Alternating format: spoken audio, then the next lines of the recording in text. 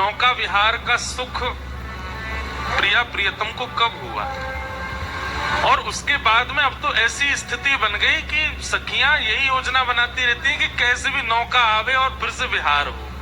तो नौका विहार में बहुत सुख मिलता है, क्योंकि देखिए जब रास होता है ना तो एक बड़ा मैदान है, कोई सखी दूर है, कोई सखी कहीं है, किशोरी ठाकुर जी कहीं है, दौड़ के कहीं भाग जाते हैं, दौड़ के कहीं आ जाते हैं। रास विहार में सब विस्तृत है और विकसित है, तो उसका एक साथ सुख मिल पाना कभी कभी मुश्किल होता है। पर नौका में सब सीमित है, नौका केवल सीमित है, उसके आगे आप जा ही नहीं सकते। तो सखियों को इतना सुख मिलता है कि कहीं से भी बैठ करके प्रिया प्रियतम दिखते रहेंगे। इसलिए नौका विहार सखियों का सबसे प्रिय उत्सव है। और सबसे बड़ी बात, ठाकुर जी पंच तत्वों को रास का सुख देते हैं। बहुत ध्यान से सुनिएगा। पृथ्वी, जल, वायु, आकाश, अग्नि। ठाकुर जी ने 2 बार दावाग्नि पान करके वृंदावन में अग्नि को रास का सुख दिया। रास का मतलब क्या है? रस और रास 2 बातें मैं कहता हूं कथा में। जीवात्मा भगवत प्राप्ति के लिए प्रयोजन करे वो रस है, लेकिन उस जीवात्मा से प्रसन्न होकर के ठाकुर जी उसके मिलन की योजना बनावे वो रास है। ये रस और रास में परिवर्तन है। आप अब देखो ये कथा क्या हो रही है, ये रस नहीं है, ये रास हो रहा है। क्यों? आप कितनी भी व्यवस्थाएं कर लो, ठाकुर जी योजना बना रहे हैं इस कथा की, ठाकुर जी भूमिका कर रहे हैं इस कथा की, ये रास है। जहां पर आप योजनाएं बनाते हैं और योजना सफल हो जाती है भगवत प्राप्ति की, वो रस है। और जहां आपकी योजना फेल होती है, ठाकुर जी की योजना पास होती है, वो रास है। 2-2 साल निकल जाते हैं लोगों के कि हम वृंदावन जाएंगे, लेकिन योजना बनाते बनाते चले गए, समय निकल गया। अचानक से रात में सोए थे, दिन में उठे तो ऐसी कोई योजना बनी, तुरंत पहुंच गए वृंदावन, शाम को तो बिहारी जी के दर्शन कर लिए। ये रास है। आप प्रयोजन में रहते हो वो रस, और ठाकुर जी जब प्रयोजन करते हैं वो रास। तो ठाकुर जी अग्नि को रास का सुख दे चुके हैं, पृथ्वी को तो रास का सुख मिलता ही रहता है, वायु को भी रास का सुख दे चुके हैं, आकाश को भी रास का सुख दे चुके हैं। तृणावर्त वध करके भगवान ने आकाश को सुख दिया, वायु को सुख दिया, और महारास करके ठाकुर जी ने आकाश को सुख दिया। एकमात्र जल रह गया है, तो जल को रास का सुख देने के लिए और जलाशय जीवों को रास का सुख देने के लिए ठाकुर जी नौका विहार करते हैं, ठाकुर जी नौका में विराजते हैं।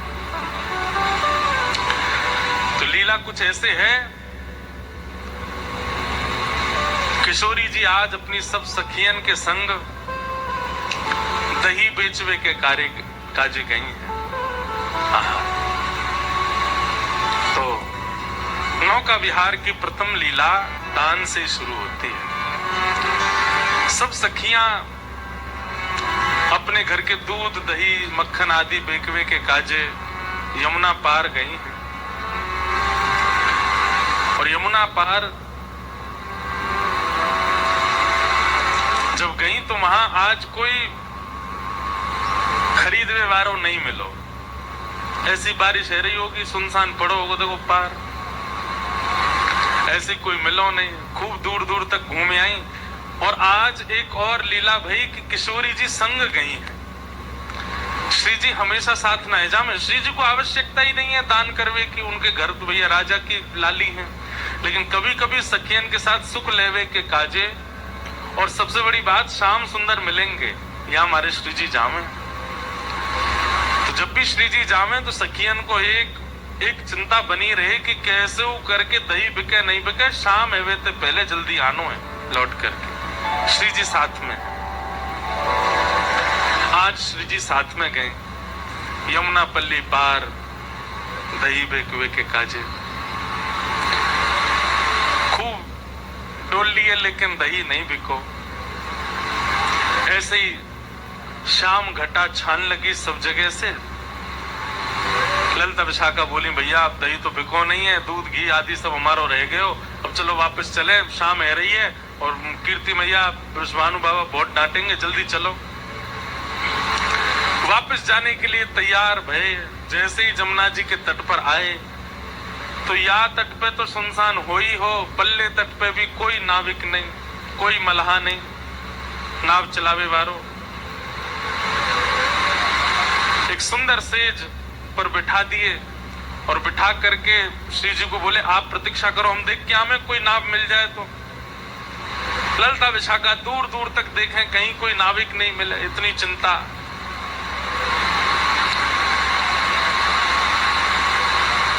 श्री जी की लीला में कोई भी अगर रुकावट आ रही हो तो ठाकुर जी को रोंगटे खड़े हैं लगे। ठाकुर जी को पता चल जाए श्री जी को कोई दिक्कत है।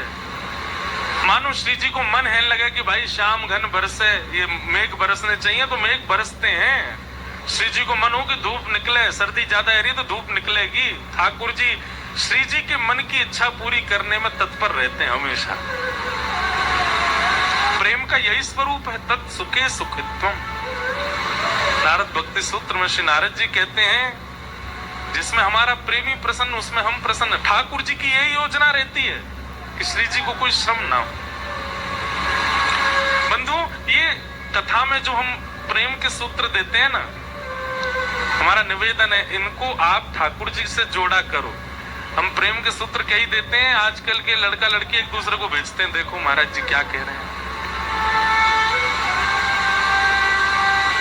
ठीक है, संसार में भी उसका आप उसको लागू कर सकते हो, पर हम उस भाव से नहीं कहते। हम ठाकुर जी और श्री जी के भाव से या हमारे और ठाकुर जी के भाव से कहते हैं, इसलिए उसी भाव में उसको सुना कीजिए। प्रेम का स्वरूप क्या है? आप अगर ठाकुर जी की सेवा घर में करते हैं तो आप अपने सुख से उनकी सेवा मत कीजिए। हमारा आज मन हो रहा है आमरस खाने का तो चलो ठाकुर जी को भोग लगा दो, नहीं। हमारा मन हो रहा है पूड़ी खाने का तो ठाकुर जी को पूड़ी का भोग लगा दो। हमारा मन हो रहा है मैगी खाने का, ठाकुर जी को भोग लगा दो। हमारा मन हो रहा है पिज्जा खाने का, ठाकुर जी को भोग लगा दो, नहीं। ठाकुर जी की क्या इच्छा है? और जब सेवा करोगे तो इच्छाएं प्रस्तुत होंगी, ठाकुर जी की इच्छा प्रकट होगी, मेरो ये खावे को मने ये दो। तत् सुखे सुखित्व। ठाकुर जी के रोंगटे खड़े हैं लगे। ठाकुर जी बोले, श्री जी को कोई आवश्यकता है? इतने में ठाकुर जी ने नेत्र बंद करके देखो तो कहा पायो कि पल्ली पार श्यामाजू बैठी हैं, बड़ी निराश हताश, और सब सखियां ढूंढ रही हैं कोई नाविक मिल जाए तो नदी पार करें, जमुना जी पार करें। इतने में ही ठाकुर जी ने अपनी छोटी सी नाव निकाली। वो कितनी बड़ी नाव होगी कि बस लाला और लाडली जी बैठ सके, इतनी बड़ी नाव है, छोटी सी। और छोटी सी नाव लेकर के मत वाले ठाकुर जी कूद पड़े जमुना जी में, और महाराज नाचते गाते भय चला रहे हैं अपनी नाव। जग नैया हमार, नैया में हम हैं और हम में संसार। कितनी बड़ी बात है। ठाकुर जी कह रहे हैं नैया में हम हैं और हम में संसार। ठाकुर जी में उधर में ही सारा संसार है। नैया लेकर के ठाकुर जी मचल मचल करके कभी इधर को झुके इधर को झुके, कभी पतवार उठा के नाचन लगे, कभी कान पे हाथ धर के जोर जोर से गावे। ऐसी शाम घटा हो रही थी, बिल्कुल यही मौसम था। और मैंने आपको एक बात कही ना कि ये जो वर्ण है ना, यही वर्ण है श्री कृष्ण का। ठाकुर जी काले नहीं है, ठाकुर जी नीले नहीं है, ठाकुर जी श्याम वर्ण के हैं। संध्या के समय जो वर्ण हो जाता है, और विशेष रूप से सावन में काली घटाएं जब बरसती हैं उस समय जैसा माहौल मौसम हो जाता है, यही श्री कृष्ण का है। पता नहीं क्यों किसी को भय लगता हो बादलों से या वर्षा से, हमको तो बहुत प्रिय लगता है। मन होता है ऐसे ही बस यही मौसम चलता रहे 12 महीने, इतना सुख मिलता है। शाम घटा। और जब ऐसे मौसम में शाम सुंदर आते हैं तो श्याम सुंदर और ये काली घटा एक हो जाती है। ठाकुर जी पर दिखाई नहीं देते, बड़े गौर से देखने पड़ते हैं, तब दिखते हैं। पीताम्बरी पहनी हो तो दिखाई देते हैं। ठाकुर जी नाव लेकर के, अब जमुना जी को भी जल श्याम, ऊपर भी श्याम, और मध्य में नाव चला रहे भी श्याम। ललता विशाखा ने जैसे ही देखी, और एक नाव आ रही है छोटी सी सामने से,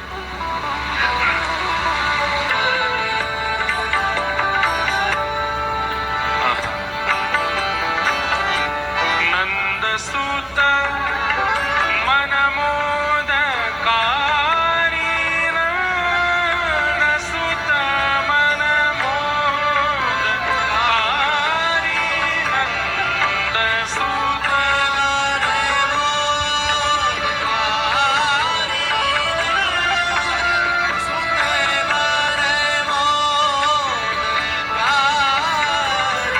विरह सागर तरन धन धन,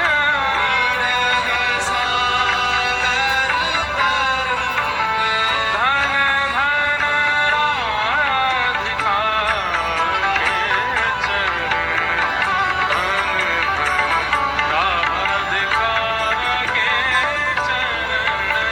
धन धन राधिका के चरण, बोलो वृषभानु दुलारी की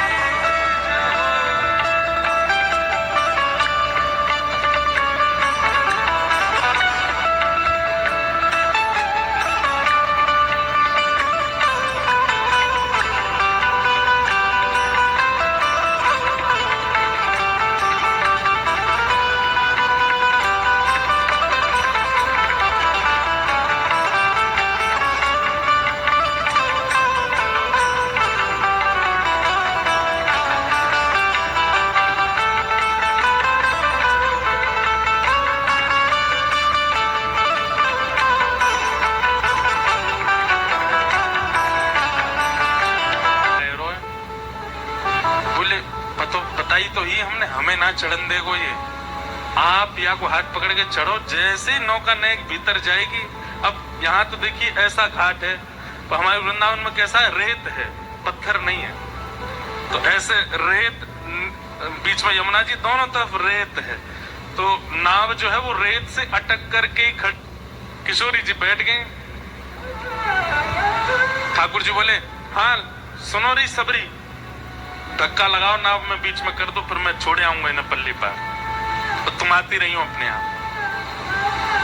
सब सखीन ने नाव पकड़ करके जैसे धक्का दिया, और रेत से उतर करके नाव जैसे ही जमुना जी में जान लगी, जैसे ही जमुना जी में पहुंची, ठाकुर जी ने पतवार लेकर के चलानी प्रारंभ करी। इतने में ललता, विशाखा, इंदुलेखा, चित्रा, सुदेवी, सावरी वहां में ऊपर चढ़ गई, कूद कूद करके। कोई जगह नहीं बची है वहां पे, फिर भी चढ़ गई। ठाकुर, कहा कर रही हो, कहा कर रही हो? बोले अब बैठो रे चुपचाप। ठाकुर जी बीच में बैठे, यहाँ पे बैठ गई, यहाँ बैठ गई, एक दो गोद में बैठ गई, पीछे बैठ गई, आगे बैठ गई, सब बैठ गई भाई में, छोटी सी नाव में।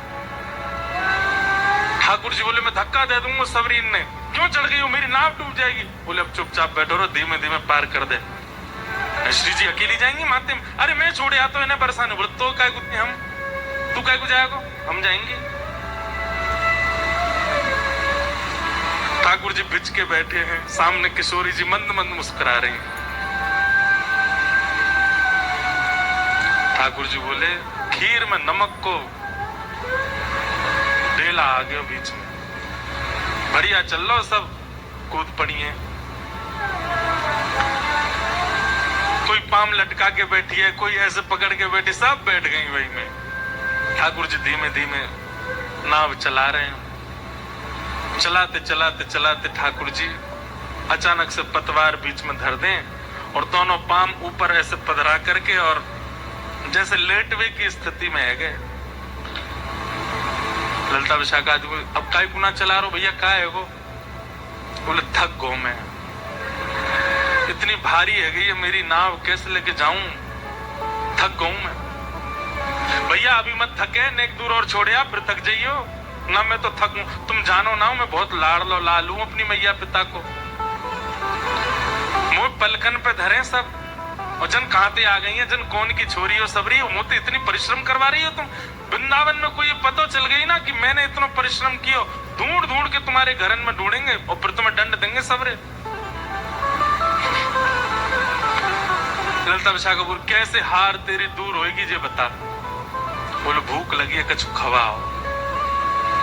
ललता विशाखा बोली अब यहाँ खाते का। बोले सबरी मटकीन में मुंह पतो तुम्हारो आज कछु बिको ना है, या में मक्खन दूध घी दही सब धरो है, खिलाओ मुख पवाओ।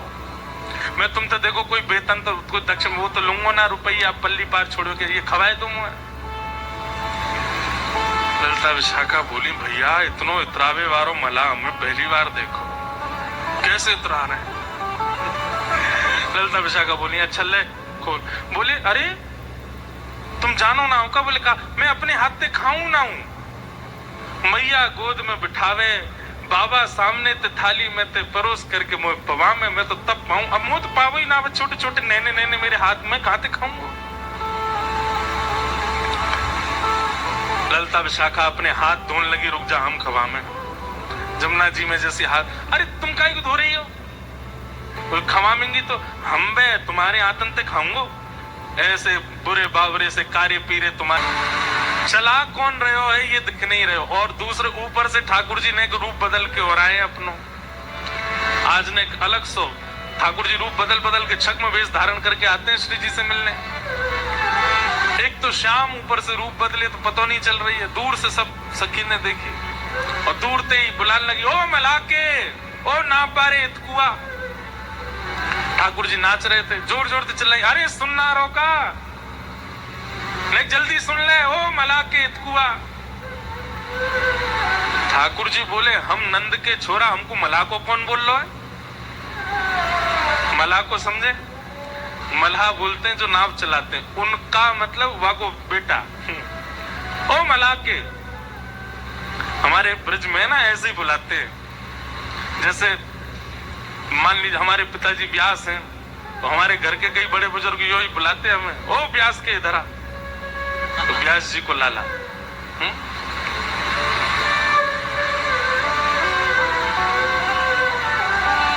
कोई पुरोहित का बेटा तो पुरोहित के इधर आ, मल्हा के।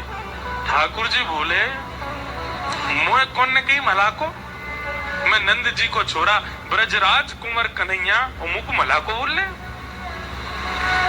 ठाकुर जी बोले तू मल्हा की। ललता विशाखा बोली जी का बोल लो भैया, अरे नाव ले जाए यहाँ पे हमें पार कराए दे।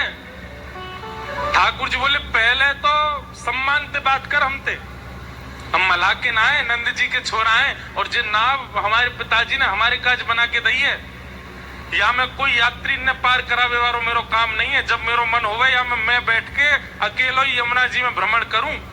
बोल रही है ज्यादा। ठाकुर जी बोली, ललता जी बोली अरे जी तो बुरो मान गो भैया। विशाखा बोली प्रेम से बात करो, देखो दूर दूर तक नाव नहीं मिल रही है एक भी, श्री जी को पार पहुंचानो, शाम है गई है, कीर्ति मैया डांटेंगी। ललता जी प्रेम से ओ मल्हा के इतकू आजा। प्रेम से बुला रही है। ठाकुर जी बोले यो कह ओ नंद के इतकुआ तब आऊंगो। कई नंद के ओ यशोदा के इतकू आजा। ठाकुर जी धीमे धीमे अपनी नाव लेकर के पहुंचे। क्या बात है, काई को बुलायो मैं बताओ। बोले भैया हम सब सखी दही बेकवे के काजी आई हैं और हमारी तो चिंता नहीं है, हम तो कैसे पहुंच जाती, थोड़ी प्रतीक्षा कर लेती, पर हमारे साथ में कीर्ति किशोरी वृषभानु जी की लाली श्री राधा रानी। राधा रानी नाम सुनते ही आंख खुल गई, कान खड़े हो गए, उठ बैठे। बरसाने वाले वो भानु बाबा की लाली। बोले हाँ कहाँ है, पीछे बैठी हैं। हाँ तो उन्हें भेज दो, उन्हें बैठा दो, ले जाऊंगा पार कर दूंगा उन्हें। ललता विशाखा बोली हम 8 और हैं संग में। ठाकुर जी बोले मेरी नैया देखी तुमने नेक्सी सी, या मैं बैठा हूं, बच्ची कुछ जगह में वो किशोरी जी बैठ जाएंगी, तो मैं कहां बैठाऊंगा, ऐसी धाम धुल्ला सी मोटी मोटी डूब जाएगी मेरी नाव। ललता विशाखा बोली एक तो तमीज से बात करम थे। बोले जैसा रूप तुम्हारा वैसे तो बोलूंगा। विशाखा जी बोली ललिता को किनारे ले जाके, बोले देख नाव तो छोटी है याकी, या में इतनी तो आना पाएंगी, लेकिन तुम कैसे करके श्री जी को या में बैठाओ, और जैसे ही आकी नाव आगे बढ़ेगी दौड़ के हम चढ़ जाएंगे, फिर बीच में आ जाएगी ना, फिर कहाँ उतारे वो, और नेक दूर जाके यही धक्का दे देंगे, हम ले जाएंगे नाव। ललिता बोली नहीं ऐसा तो नहीं करेंगे, पर हाँ कूद जरूर जाएंगे, नाव में हम लटक जाएंगे सबरी। ललिता विशाखा बोली अच्छा नहीं थाड़ो रे, हम आ रही हैं श्री जी को लेके।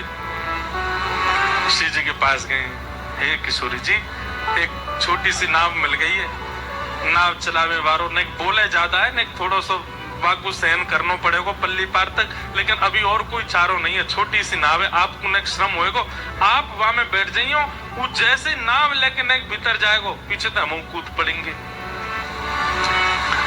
श्री जी बोली कूद जरूर जाइयो, कहीं पता चलिए अकेलो ही मुझे लेगो कहीं पे, फिर क्या होएगा? बोले आप वहां की चिंता मत करो, हम आ जाएंगे। जैसे किशोरी जी आई, ठाकुर जी तो ऐसे शर्मान लगे जैसे कोई रिश्ता वारे आ गए हों। विशाखा जी ने देख कितनो इतरार हो, देख या कि मोह देख कैसो हंस रहा है नीचे नजर कर करके। किशोरी जी जैसे ही आई, किशोरी जी बोली मोह तो या के हाव भाव बढ़िया लगना रे, भैया नावे क्या कि कोई रिश्तेदार है, देखो कैसे शर्मा रहा है। बोले नेक सहेले हो, अभी कोई और उपचार तो है नहीं, बैठ जाओ नेक नाव। किशोरी जी जैसे ही आने लगी नाव की ओर, ठाकुर रुको रुको रुको रुको, छोटी सी मेरी नाव है, मैं ऐसे यहाँ में चढ़न नहीं दूंगा, पहले पाम दूंगा आपके। ललिता विशाखा बोली हम धो देंगे। बोले नहीं मुझ कोई पे भरोसा नहीं, मैं दूंगा।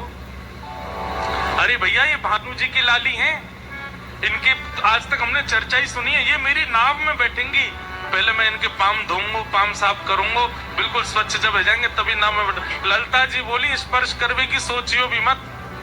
ठाकुर जी ने तुरंत पतवार उठाई अपनी नाव में, ठीक है तो फिर आती रही हूं, मैं जा रहा हूं।